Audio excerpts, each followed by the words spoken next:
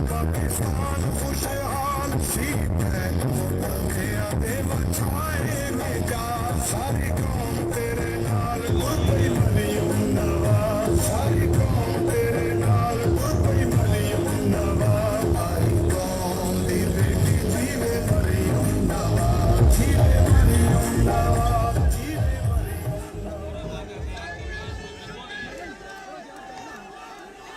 मेहरबानी मेहरबानी बहुत बहुत मेहरबानी।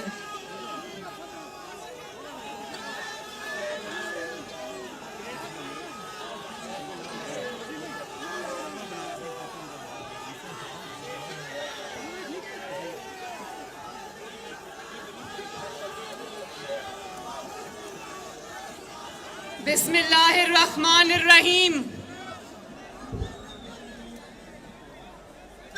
पीडीएम के कारकुनों को, पीडीएम के कायदीन को मरियम नवाज शरीफ की तरफ से अस्सलाम वालेकुम। आप सबको शाबाश। जितनी तपती हुई धूप में आप लोग किसी साए के बगैर, किसी कुर्सी के बगैर जिस तरह सुबह 10 बजे से यहाँ मौजूद हो, मैं आप सबके जज्बे को दिल की गहराइयों से सलाम पेश करती हूं।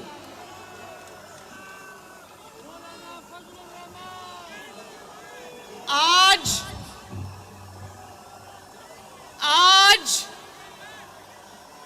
जितनी बड़ी तादाद में पाकिस्तान की असली आवाम शाराए दस्तूर में इस इमारत के सामने मौजूद है, जो असली अवाम का ठाठे मारता हुआ समंदर यहाँ मौजूद है, तो मैं उमर अता बंदयाल साहब को पूछती हूँ, अवाम के इस समंदर को देख के खुशी हुई या नहीं हुई? और जब हकीकी और असली अवाम निकलती है ना, हजारों और लाखों की तादाद में, तो पत्ता नहीं हिलता, गमला नहीं टूटता, कोई पत्थर नहीं बरसाता। आओ उमर अता बंदयाल साहब, देखो ये है पाकिस्तान की हकीकी अवाम। और ये आपसे आज मजबूरी में सवाल पूछने आए हैं। मैं आपसे मजबूरी में आज सवाल पूछने आई हूं। ये जो इमारत, सफेद संगे मरमर की इमारत, जिसको आज आपने अपनी ईमानदारी से नहीं, अपनी इमरानदारी से दागदार करने की कोशिश की है,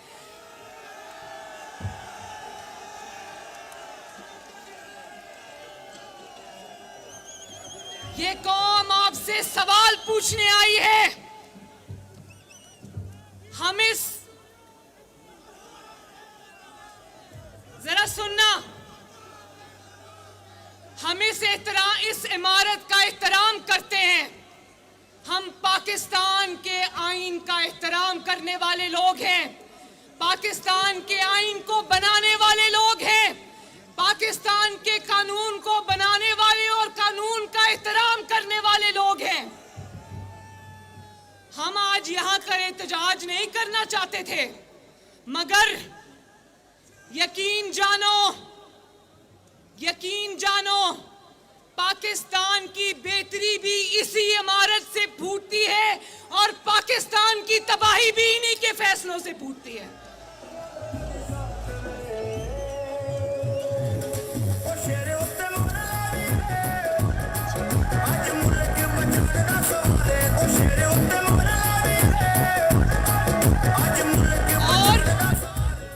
और मैं ये कहना चाहती हूं, पीडीएम के कारकुनों से भी कहना चाहती हूं, पाकिस्तान के अवाम से भी कहना चाहती हूं, और मुअज़्ज़िज़ जज हजरात से भी कहना चाहती हूं कि हम जजेस का एहतराम करते हैं, हम अदलिया का एहतराम करते हैं, कानून का एहतराम करते हैं। हम उन जजेस की बात आज नहीं करेंगे जो आइन और कानून पर चलने वाले जज हैं। आज अगर बात होगी तो इमरान खान की सहूलत करने वाले ईमानदारों की बात होगी।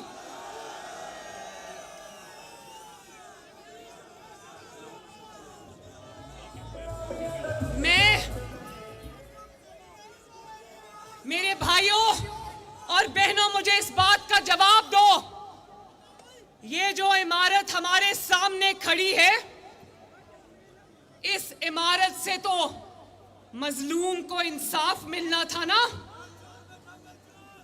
इस इमारत से ताकतवर को कानून के शिकंजे में लाया जाना था ना। इस इमारत से जमहूरियत को मजबूत किया जाना था ना। ये पार्लियामेंट हाउस है, इस इमारत से तो चाहिए था कि पार्लियामेंट की मजबूती की, पार्लियामेंट की तवानाई की आवाज बुलंद होती। इस इमारत से तो मुंतखब वज़ीर आज़म जो आपके वोट से आते हैं, उनके तकद्दस को बरकरार रखना इस इमारत की जिम्मेदारी थी। जमहूरियत को मजबूत करना इस इमारत की जिम्मेदारी थी। दहशतगर्दों को कटहरे में लाना इस इमारत की जिम्मेदारी थी। फितना और इंतशार फैलाने वालों को उनके अंजाम तक पहुंचाना इस इमारत की जिम्मेदारी थी। लेकिन यहां से सहूलतकारी जो कर रहे हैं, उन्होंने क्या किया? जिस इमारत से इंसाफ होना था, साइलों को, मजबूरों को इंसाफ मिलना था, वहां पर बैठकर कुछ सहूलतकार इंसाफ का कत्ल करने में मसरूफ हैं दिन रात। जहां से मुंतखब वज़ीर आज़म को तहफ़्फ़ुज़ मिलना था, वहां से मुंतखब वज़ीर आज़म को इल्काबाद से नवाजते रहे, कहते रहे सिसिलियन माफिया, कहते रहे गॉड फादर। और जो 60 अरब रुपए का मुजरिम जब अदालत में पेश किया गया, उसको कहते हैं वेलकम वेलकम, आपको मिलकर बहुत खुशी हुई।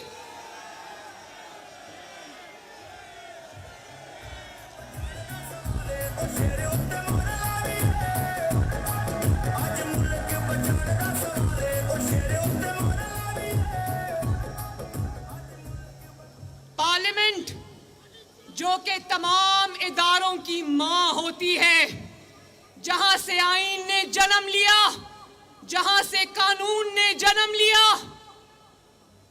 उस पार्लियामेंट से टक्कर लेके बैठ गए हो। अभी तो पार्लियामेंट ने कानून बनाया ही नहीं था, अभी तो मां के पेट में कानून था और तुम उस कानून पे सांप बन के बैठ गए हो। तुम्हारा काम कानून की और आईन की तशरीह करना है, उसको इम्प्लीमेंट करना है, उसको रोकना तुम्हारा काम नहीं है। लोगों में पार्लियामेंट की बात करती हूं तो मैं आपकी बात करती हूं, मैं आपके हक की बात करती हूं, मैं उन नुमाइंदों की बात करती हूं जिनको वोट देकर आप पार्लियामेंट और पार्लियामान के अंदर भेजते हो।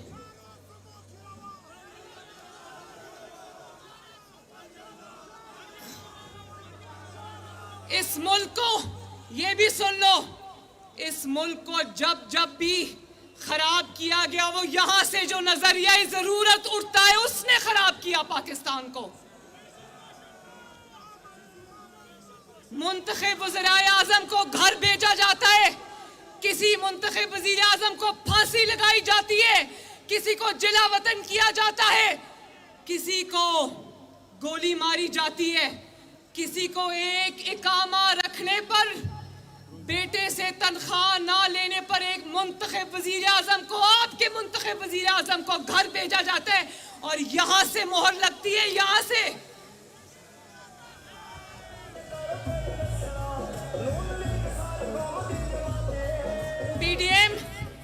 पीडीएम के कारकुनों, अब मुझे हाथ उठा के बताना, बाएं से भी, दाएं से भी, आगे से भी, पीछे से भी, क्या तुम लोग गवाही देते हो कि इस मुल्क में 4 आमरीयतें आई, 4 बार इस मुल्क पर शब खून मारा गया, इस मुल्क के मुकद्दस आइन को लपेटकर रद्दी की टोकरी में फेंका गया।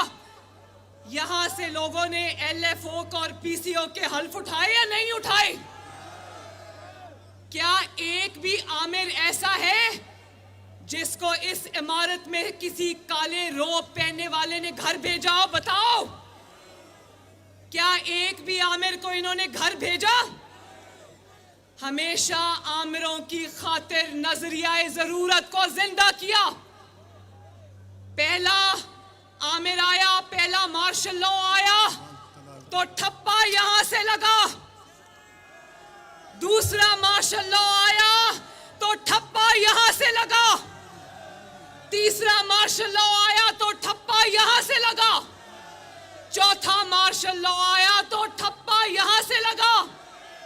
और आज जबकि हमारी फौज मार्शल लॉ लगाने को तैयार नहीं है, जमहूरियत आइन और कानून के साथ खड़ी है, तो आज पाकिस्तान का 5वां martial law, judicial martial law भी यहां से लगा है।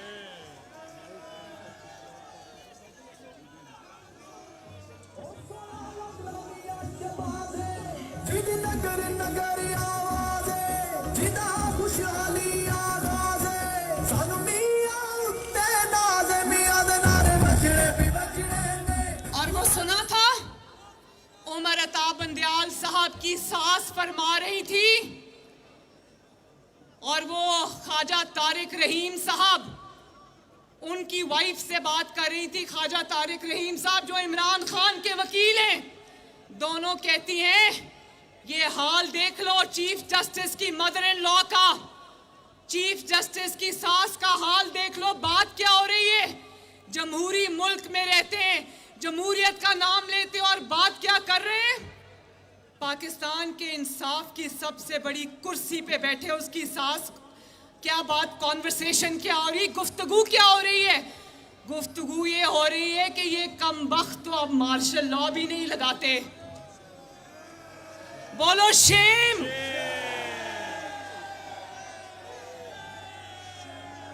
अब तो ये कमबख्त मार्शल लॉ भी नहीं लगाते।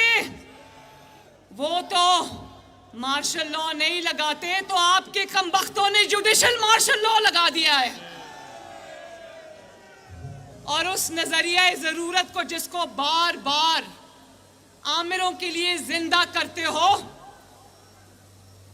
अपनी कुर्सी पे टिके रहने के लिए कभी LFO कभी PCO का हल्फ लेते हो, कभी क्या कोई नजरिया जरूरत पाकिस्तान के अवाम के काम आया? बताओ, पाकिस्तान के अवाम के कोई नजरिया जरूरत काम आया? क्या कोई नजरिया जरूरत पाकिस्तान की जमहूरियत के लिए लगा कभी?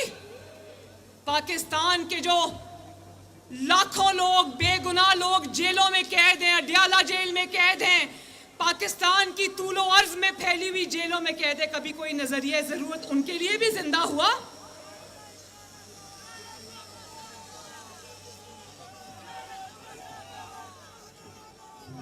मेरे भाइयों, मेरी बहनों, अगले दिन मैं जस्टिस उमर अता बंदयाल की तकरीर सुन रही थी। हवाला देते हैं जस्टिस कॉर्नेलियस का और ताबेदारी करते हैं जस्टिस मुनीर की।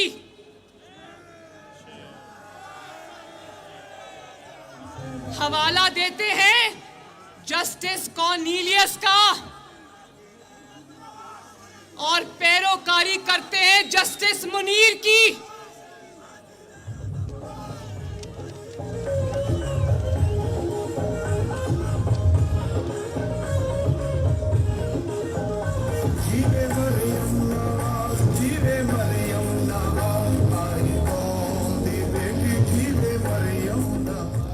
उमर अता बंदयाल साहब, जिस कलम को आप बेदर्दी से ईमानदारी के लिए चलाते हैं, इंसाफ का खून करने के लिए चलाते हैं, आइन को तोड़ने के लिए चलाते हैं, आइन को रीराइट करने के लिए चलाते हैं। आपकी इत्तला के लिए अर्ज है कि आपके उस कलम को ताकत जो है वो पाकिस्तान के आइन ने दी है, पाकिस्तान की पार्लियामेंट ने दी है, पाकिस्तान के मुंतखब वज़ीर आज़म ने दी है। आपके उस कलम को ताकत आपके मुंतखब नुमाइंदों ने दी है। हम 75 साल के हो गए पाकिस्तानियों, मगर हमारी किस्मत नहीं बदल सकी इनके, क्योंकि आपकी किस्मत नहीं बदल सकी। 23 करोड़ अवाम की किस्मत नहीं बदल सकी, क्योंकि इस बिल्डिंग में कुछ लोग जो बैठते हैं उनकी नीयतें ठीक नहीं है।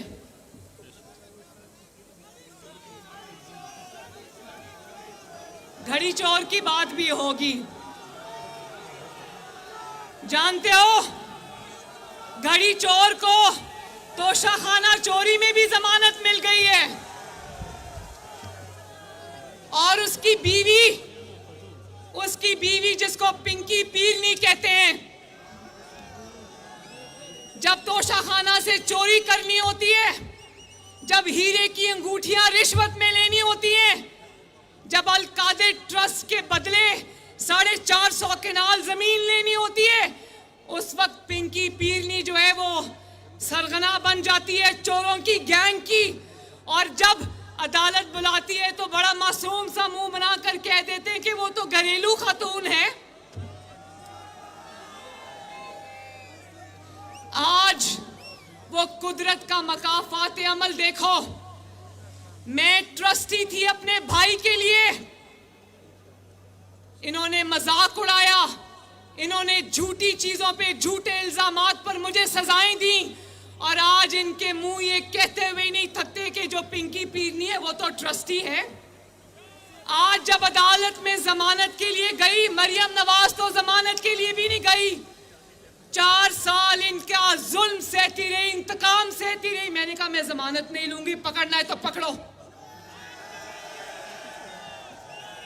और आज जब पिंकी पीरनी साहिबा को अदालत लेके जा रहे थे तो अदालत के कमरे तक गाड़ी गई और सफेद चादरों के हिसार में उसको लेकर जाया गया। तुम्हारी घर की खातून की इज्जत है तो लोगों की, बेटियों की, बहुओं की, बहनों की, बीवियों की कोई इज्जत नहीं है।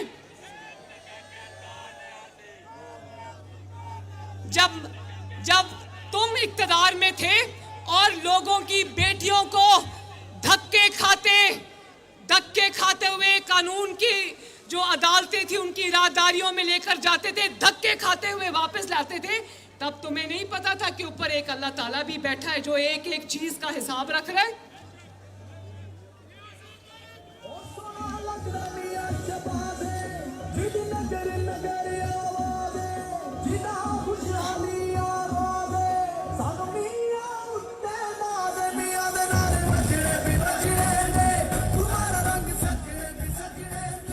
आप सबको मैं कौम से खिताब कर रही हूं।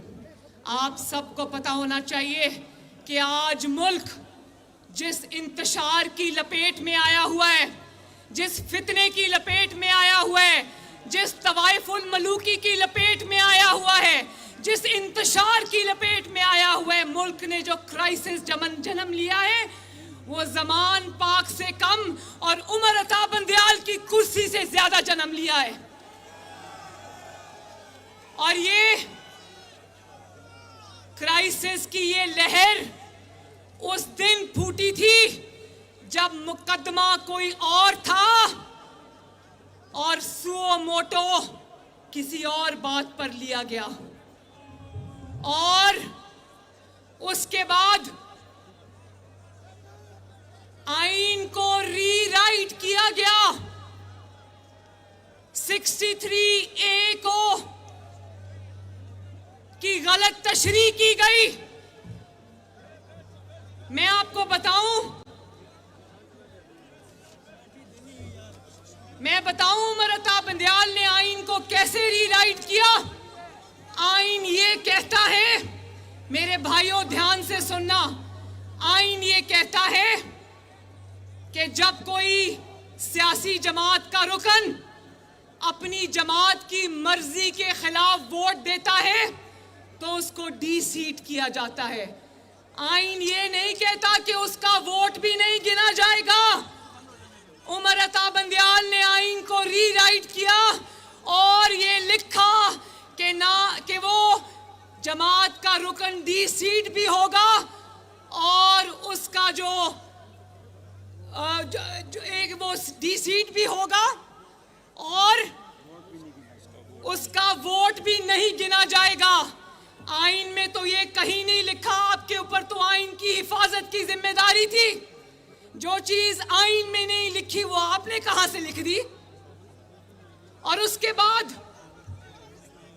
बाद मेरे भाइयों, 4-3 के फैसले को अपनी कुर्सी के, अपनी ताकत के गलत इस्तेमाल से 3-2 के फैसले में बदला और फिर हमें कहा कि 4-3 के अक्सरियती फैसले को ना मानो और 3-2 के अकलियती फैसले को मानो। अब मुझे हाथ उठा के बताओ कि फैसला अक्सरियती होता है या अकलियती होता है? हम क्यों माने वो फैसला जो आपने बदनीयती से दिया? हम क्यों माने वो फैसला जो आपने झूठ बोल के दिया? और उसके बाद आपने यहीं पर नहीं रुके, आपने 4-3 के मामले में और 3-2 के मामले में अपने साथी जजेस से भी झूठ बोला। और इतना झूठ बोला, कुर्सी का इतना गलत इस्तेमाल किया कि आपके साथी जजेस, आपके फेलो जजेस, आपके ब्रदर जजेस भी चीख उठे कि यहां से बदनीयती का मुजाहरा हो रहा है। आपने इमरान की इतनी ज्यादा और ढिठाई से सहूलतकारी की उमर अता बंदयाल साहब कि आपके फेलो जजेस को लिखना पड़ा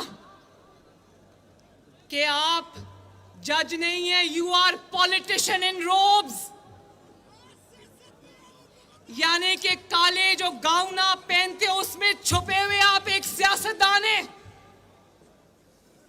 और कहा आपके फेलो जजेस ने, मरियम नवाज ने नहीं कहा, पीडीएम ने नहीं कहा, वकला तंजीमों ने नहीं कहा, ऑपोजिशन ने नहीं कहा, हुकूमत ने नहीं कहा, आपके ब्रदर जजेस जो आइन और कानून का पास रखने वाले जजेस हैं, उन्होंने कहा कि आपने अपनी कुर्सी और इख्तियार का गलत इस्तेमाल किया। आपने सुओ मोटो के इख्तियार का गलत इस्तेमाल किया और उन्होंने कहा कि आपने गलत इस्तेमाल से आपने पूरे सुप्रीम कोर्ट को वन मैन शो बना दिया। क्या बना दिया? और आपने इतनी ईमानदारी की, इतनी सहूलतकारी की, आइन और कानून का इस ढिठाई से कत्ल किया कि लोगों के सर शर्म से झुक गए। पहली बार आपकी इस ईमानदारी की वजह से पहली बार सुप्रीम कोर्ट जैसी मुकद्दस अदालत में, सुप्रीम कोर्ट के अंदर इस वक्त बगावत की सी सूरत हाल का सामना है। जजेस एक दूसरे के खिलाफ फैसले दे रहे हैं।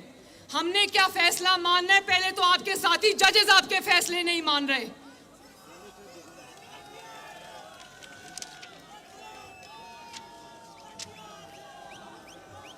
और उस फैसले के नतीजे में आपने हमजा शहबाज शरीफ की हुकूमत तोड़ दी और प्लेट में वो हुकूमत रखकर तहरीक इंसाफ को पंजाब में पेश कर दी, जबकि आप जानते थे कि ये हुकूमत आप जिसके हाथ में दे रहे हैं वो असेंबली तोड़ेगा।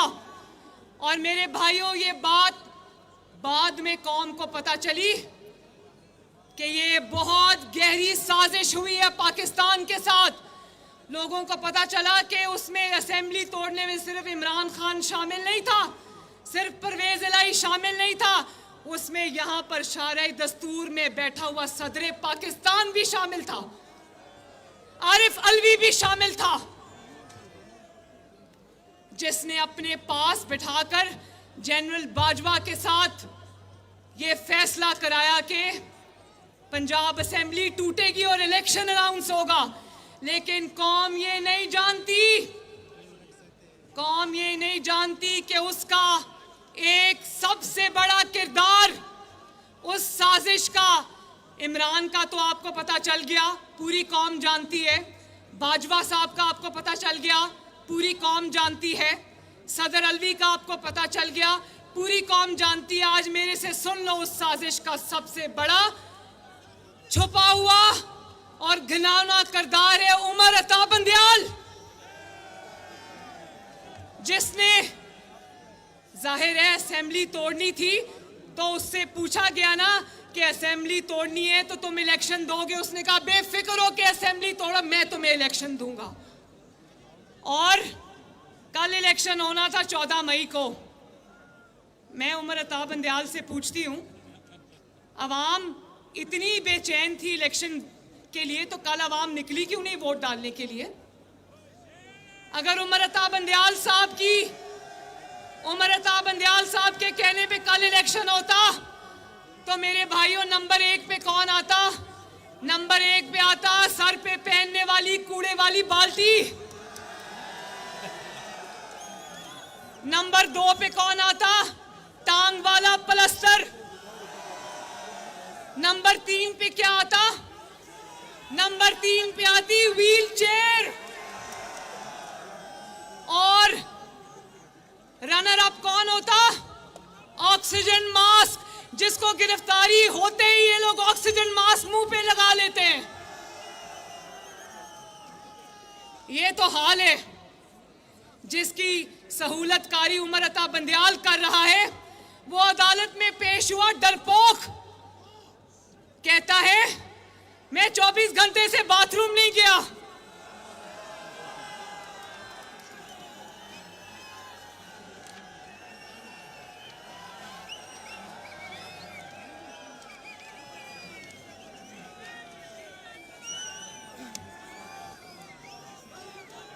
मेरे भाइयों, इंतशार की आग जमान पाक से कम लगी है, उमर अता बंदयाल के दफ्तर से ज्यादा लगी है।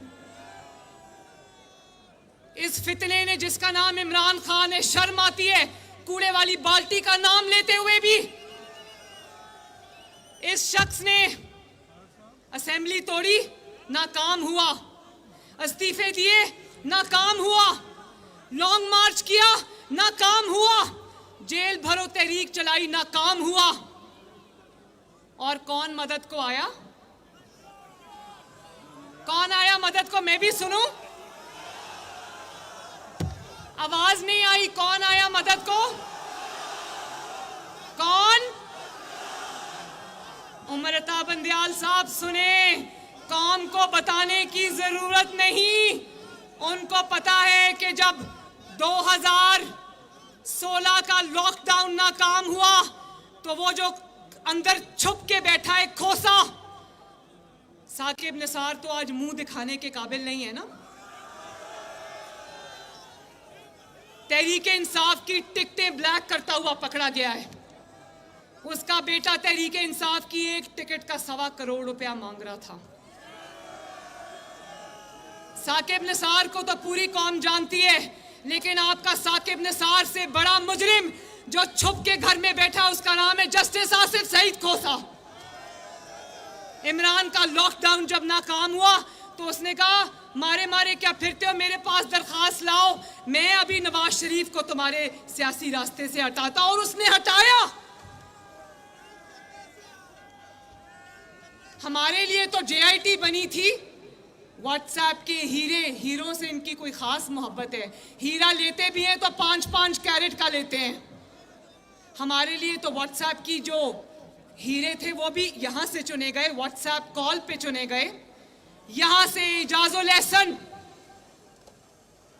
ये सिर्फ करप्ट। मैं आपको एक बात बताऊं, सिर्फ इमरान खान के 60 बिलियन और तोशा खाना की चोरी को यहां से तहफ़्फ़ुज़ नहीं मिल रहा। ये करप्ट नेक्सस का तहफ़्फ़ुज़ है। एक साइड पे इजाजुल एहसन बैठा है, जिसकी करप्शन की दास्तानें पूरे पाकिस्तान में मशहूर है। वो सामने कौन सा टावर है? सामने कौन सा टावर है सामने, वो देखना मुड़ के जरा, वो टावर देखो तुम्हारे पीछे है, ट्विन टावर। एजाजुल एहसन की करप्शन का मुंह बोलता सबूत है। और मुजाहिर अली नकवी, जिसके खिलाफ गबन का, करप्शन का रेफरेंस गया हुआ है, लेकिन उस पे सांप बन के बैठे हैं। सिर्फ इमरान खान करप्ट का तहफ़्फ़ुज़ नहीं हो रहा, अपने करप्ट साथियों का, जजेस का भी तहफ़्फ़ुज़ हो रहा है, क्योंकि एक जज को अगर उसके खिलाफ कार्रवाई खुलती है तो इनके नंबर कम हो जाते हैं। ये देखो, यहां से चोरों को, डाकुओं को सजा मिलनी थी, उमर अता बंदयाल साहब खुल के चोरों और डाकुओं की सरपरस्ती कर रहे हैं।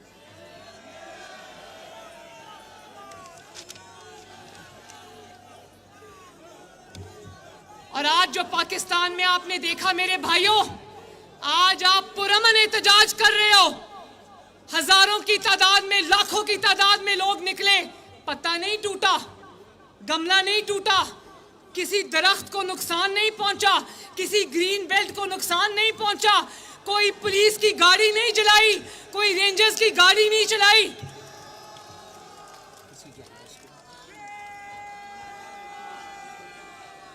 और इनके लाडले को, उमर अता बंदयाल साहब के लाडले को, जिसको इन्होंने, जिसकी परवरिश अपनी गोद में बिठा कर की, जब 25 मई को लॉन्ग मार्च हुआ, पूरे इस्लामाबाद में आग लगा दी गई, तो उमर अता बंदयाल साहब अपनी कोर्ट में, सुप्रीम कोर्ट में कहते हैं, हो सकता है इमरान खान ने आग ना लगाई हो सकता है आंसू गैस की वजह से, हवा के रुख की वजह से ग्रीन बेल्ट्स जल गई हो। तो मुझे बताओ, ये अभी भी मई का महीना है ना, आज ग्रीन बेल्ट्स में आग क्यों नहीं लगी? क्योंकि ये कोई फॉरेन फंडेड फितने नहीं है, पाकिस्तान को डिस्टेबलाइज करने के लिए लॉन्च नहीं, पाकिस्तान से मोहब्बत करने वाले लोगों का इज्तिमा है। उसको कहा कि तुम्हारा कसूर नहीं है, आंसू गैस की वजह से आग लग गई होगी। उस फितने को पालते रहे, पोसते रहे, बढ़ावा देते रहे, और क्या हुआ?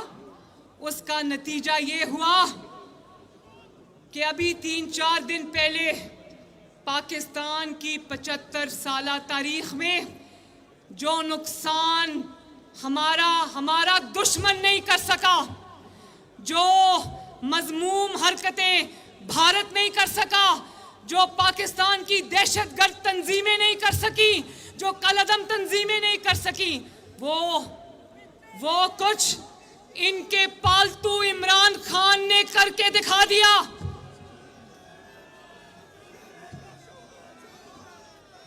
उस फितने ने करके दिखा दिया जिसको आपने पाला था, जिसकी परवरिश उमर अता बंदयाल की गोद में बैठकर हुई है। और क्या हुआ? पाकिस्तान की कौम के दिल पर हमला हुआ, जब सारी हमारी दफाई तंसीबात को आग लगा दी गई, रेडियो स्टेशन को जला दिया गया, मवेशियों के फार्म्स में जिंदा जानवरों को जला दिया गया, अस्पतालों में आग लगा दी गई, एम्बुलेंसेस को आग लगा दी गई, पुलिस वालों को मारा गया, रेंजर्स की, पुलिस की गाड़ियां तोड़ी गई। और अब और दुख की दास्तान सुनो, मेरा दिल खून के आंसू रोता है।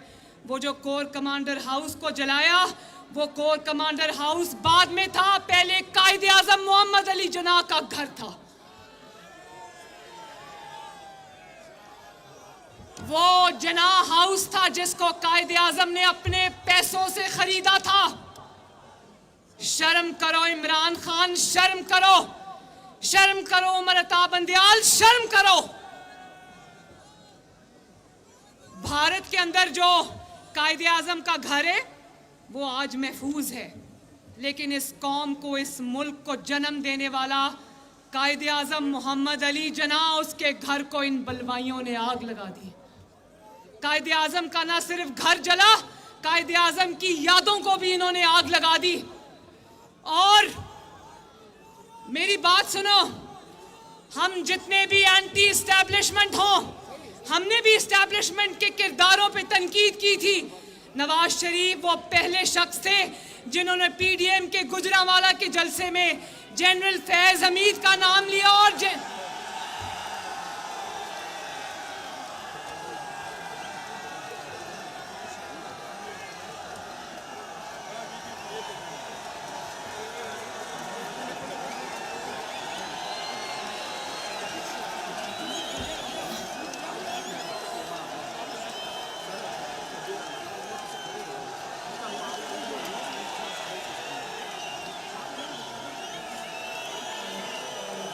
मौलाना आ गया है, आ गया है। मौलाना आ गया है, मौलाना आ गया है, मौलाना आ गया है, मौलाना मौलाना साहब मौलाना आ गया है। रोक सको तो रोक लो, मौलाना आ गया है, मौलाना आ गया है, मौलाना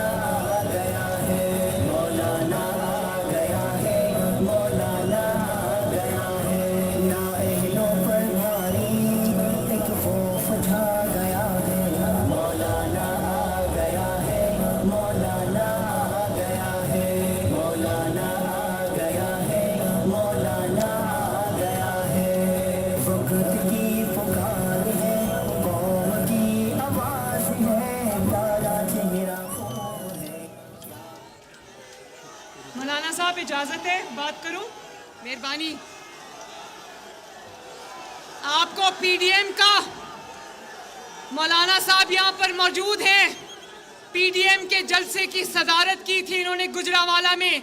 नवाज शरीफ साहब ने भी उस वक्त के sitting chief of army staff का नाम लिया, कहा जनरल बाजवा साहब।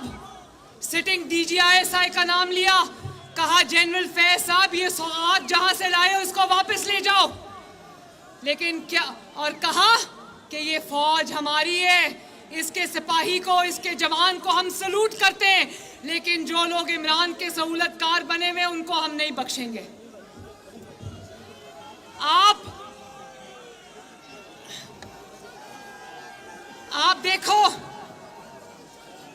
देखे जो जीएचक्यू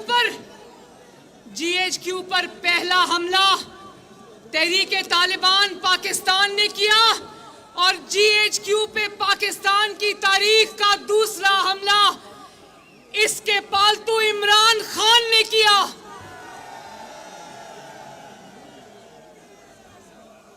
और जो जंगी जहाज जिनसे आपने दुश्मन के लड़ाका तैयारे मार गिराए थे, जो बहादुरी की अलामत थे, जो कौम के फख्र की अलामत थे, जिन जहाज़ों को महफूज करके पाकिस्तान की सड़कों शाहराहों पर चौकों पर नस्ब किया गया ताकि लोगों को पता चले ये वो है जहाज जिन्होंने दुश्मन के तैयारों को मार गिराया था, उन जहाज़ों को किसने कल परसों आग लगा दी?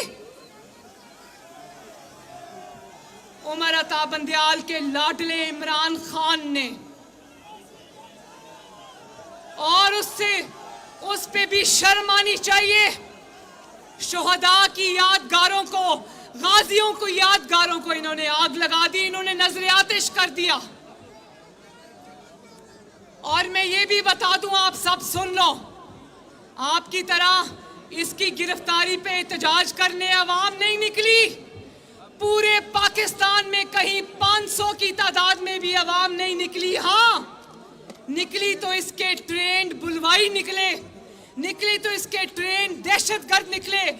ये भी मैं बताऊं कि जे 6 महीने से प्लास्टर टांग पे चढ़ा के पुलिस और अदालतों से छुपकर बनी गाला बैठा है ना, ये इन्हीं हमलों की ट्रेनिंग दे रहा था उन लोगों को, अपने कारकुनों को, जिनको बॉर्डर्स खोल के इसने पाकिस्तान के अंदर बुलाया, जेलों से छुड़वाया, उनको ज़मान पाक में तरबियत याफ्ता दहशतगर्दों के जरिए अपने जत्थों को ट्रेनिंग दी।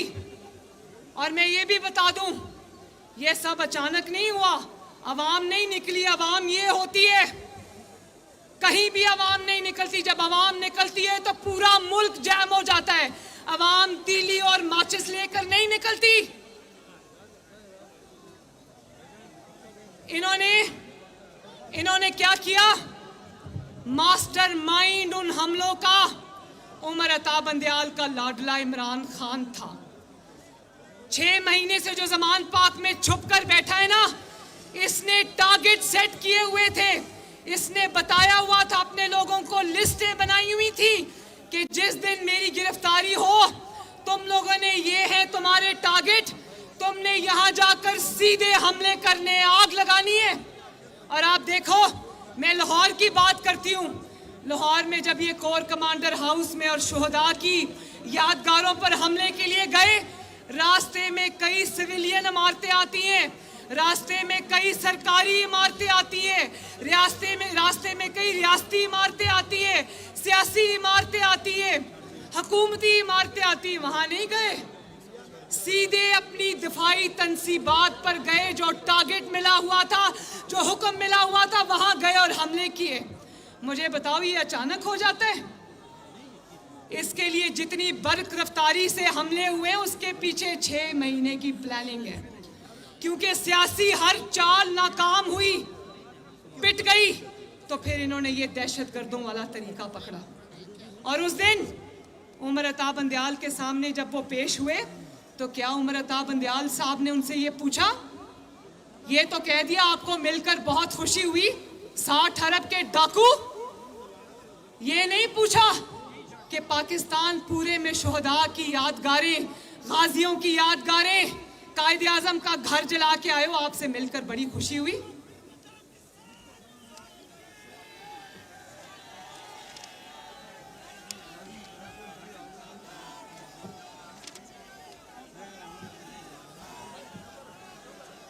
और मजे की बात सुनो, कहता है मैं तो कैद था, मैं तो गिरफ्तार था, मुझे तो पता ही नहीं पीछे से हमले किसने किए। मैं सदके जाऊं, तुम्हारे पाकिस्तान की कौम क्लास 2 में पढ़ती है, उसको पता नहीं है तुम क्या बोल रहे हो। कहता है मुझे पता ही नहीं था, इतने तुम मासूम कि तुम्हें पता ही नहीं था। और साथ धमकी भी दे गया कि मुझे फिर गिरफ्तार किया गया तो पाकिस्तान में फिर वही होगा, वही दहशतगर्दी होगी जो पहले हुई है।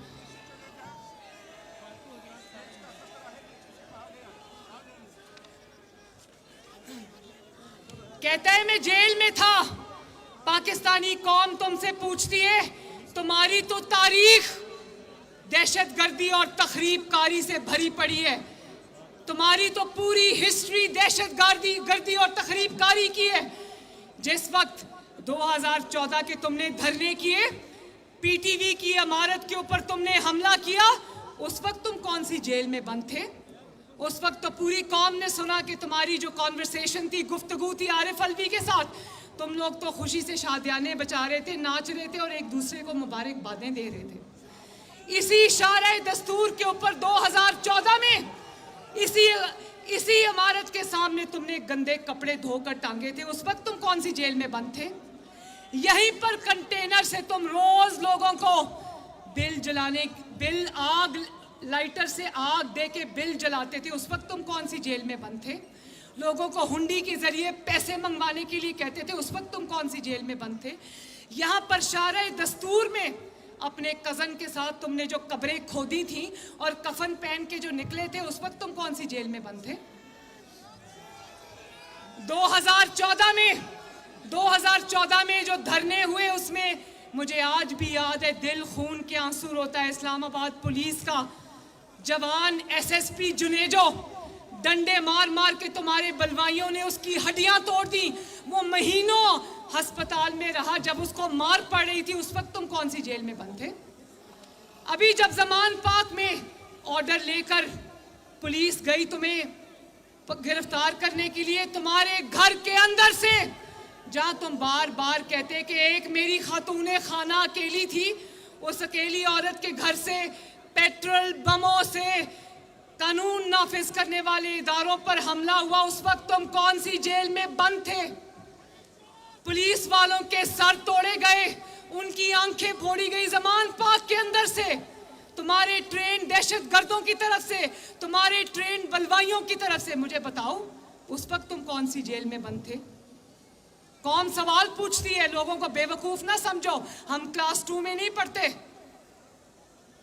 और फिर कहता है, कल मैं सुन रही थी ISPR को कहता है कि ISPR को सियासी जमात बना लेनी चाहिए और सियासत में हिस्सा लेना चाहिए।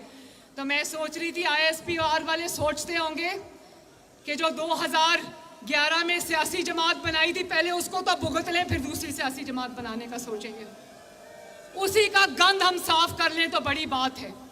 और रेंजर्स पे मुकदमा बनाने का कह रहे, तुम्हें तो रेंजर्स का शुक्रिया अदा करना चाहिए। जो टांग तुम्हारी 6 महीने से ठीक नहीं हो रही, वो रेंजर्स ने 2 घंटे में ठीक कर दी।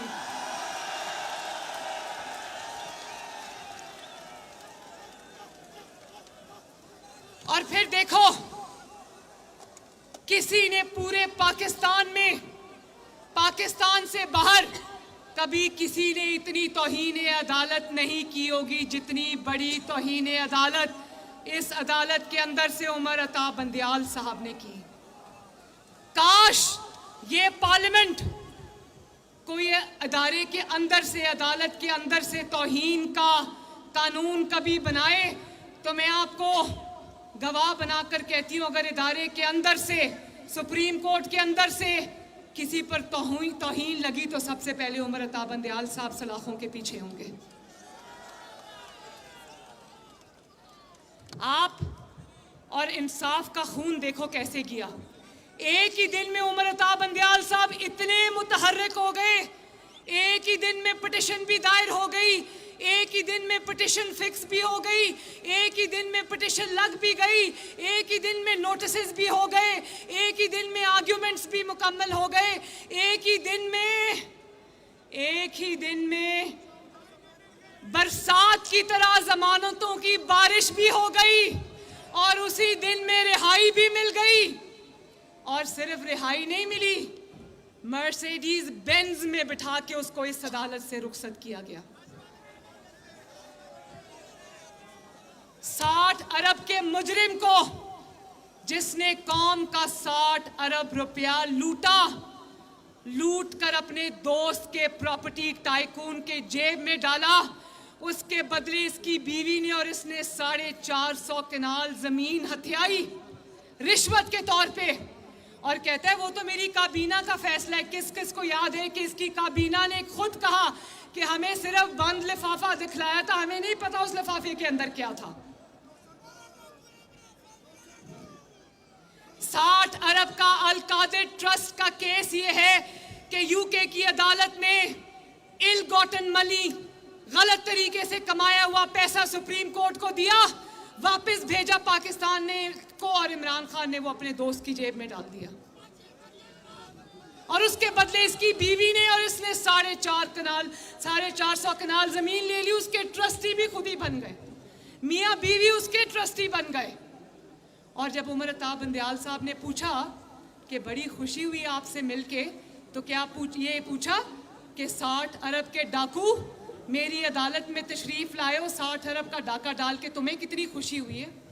ये कौम PDM आपसे पूछती है कि इतनी खुशी आपको किस चीज की हुई थी?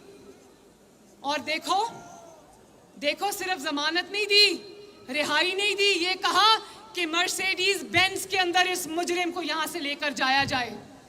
और उसके बाद कहा कि 3 कमरों का जो रेस्ट हाउस है वहां लेकर जाया जाए।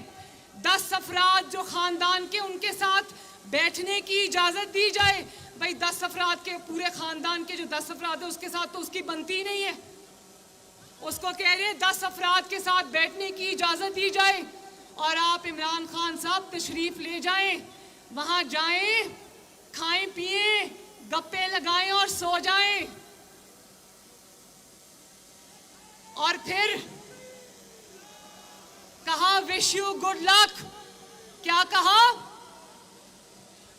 आवाज नहीं आई। उमर अता बंदयाल साहब ने इमरान खान को कहा, इमरान खान साहब विश यू गुड लक। क्या कहा? वो विश यू गुड लक उन्होंने इमरान खान को नहीं कहा था, वो मैसेज उन्होंने इस्लामाबाद हाई कोर्ट को दिया, जहां से एक कमरे में गया तो 10 जमानतें मिली, दूसरे कमरे में गया तो 20 जमानतें मिली। और कहा गया कि अजल से अबद तक की जमानत, पैदाइश होने के बाद से क़यामत के बाद तक की जमानत। तुमने जो गुनाह किया है उसकी भी जमानत, जो गुनाह तुम आइंदा करोगे तुम्हें उसकी भी जमानत। और फरिश्तों से भी कहूंगा कि कब्र में जब ये जाएगा इससे सवाल ना करना, कहना आपको मिलके बड़ी खुशी हुई।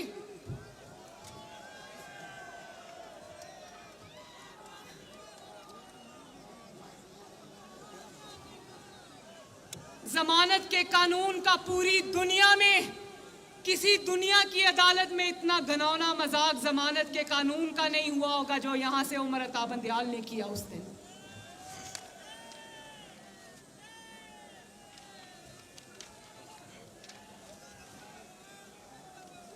देखें जुल्म, किसी को ताहयात जमानत, किसी को ताहयात नाअहली। तो जब मैं कहती थी कि तराजू का पलड़ा झुका हुआ है तो अब समझ आई कि तराजू का पलड़ा कैसे झुका हुआ है। जो पलड़ा झुका हुआ है ना तराजू का, उसमें उमर अता बंदियाल, उसमें इमरान खान, उसमें मुजाहिर नकवी, उसके अंदर इजाजुल एहसन और लाहौर हाई कोर्ट का चीफ जस्टिस बैठा हुआ है। और वो कहते हैं कि उसमें सासू माँ भी बैठी हुई है। शुक्र है उस दिन उन्होंने कहा खाएं पिएं गप्पे लगाएं सो जाएं, ये नहीं कहा कि मैं अपनी सासू माँ से कहता हूं अच्छा सा खाना पका के आपको वहां भेज दे। मैं अब आपको पता चला है कि जब हम कहते थे कि इलेक्शन हम इसलिए अभी नहीं कराना चाहते क्योंकि इलेक्शन जो है वो फ्री एंड फेयर नहीं होंगे। अब जो उमर अता बंदियाल ने किया इसने खुद साबित कर दिया है कि हुकूमत का हर खदशा दुरुस्त है। इसके होते हुए पाकिस्तान के अंदर फ्री एंड फेयर इलेक्शन नहीं हो सकते। इलेक्शन होगा अपने टाइम पे होगा, इंशाल्लाह तुम्हारे जाने के बाद होगा। और उमर अता बंदियाल, आखिरी बात, उमर अता बंदियाल शराफत से इस्तीफा दे दो और घर जाओ।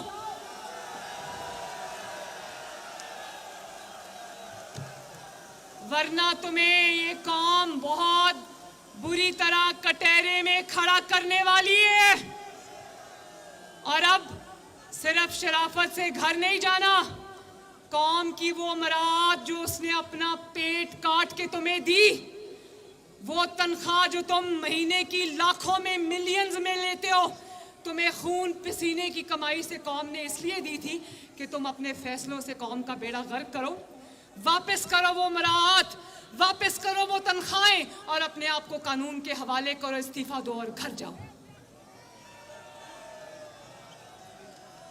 क्या आप लोग इसके इस्तीफे की तायीद करते हो? सब इधर से इधर तक, आगे से पीछे तक, क्या आप लोग उमर अता बंदियाल जो कि एक ईमानदार नहीं इमरानदार जज है, इमरान का सहूलतकार है, इमरान को रिलीफ देता है, इमरान के लिए कोर्ट में बैठा है, इमरान के लिए करप्ट नेक्सस को ये प्रोटेक्ट कर रहे, क्या आप उसके इस्तीफे की डिमांड करते हो?